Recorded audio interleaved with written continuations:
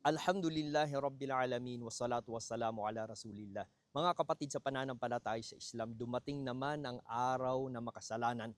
Ang araw na kung saan napakarami ang gumagawa ng kasalanan at lumalabag sa kagustuhan ng Panginoong Allah Subhanahu wa Ta'ala. Ang araw na ito ang tinatawag natin na February 14, Valentine's Day. Ito daw ay araw ng mga puso. Ito po ay walang katotohanan sapagkat itong araw na ito ang pinakamasahol na araw na kung saan gumagawa ang tao ng napakalaking kasalanan.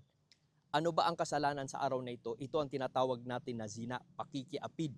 Yung pagkakaroon ng sexual na relasyon sa hindi mo naman asawa. Bawal po sa pananampalatayang Islam ang pagbo-boyfriend, pag-girlfriend at pakikipagtalik na hindi naman kayo mag-asawa at kayo ay pumupunta sa mga kasuluk-sulukang lugar, sa mga lugar na mapanganib. Ano ito? Ito yung mga tinatawag natin na motel. At pagpasok sa motel, mawawala na sa kanila ang alaala sa Panginoong Allah Subhanahu wa Ta'ala.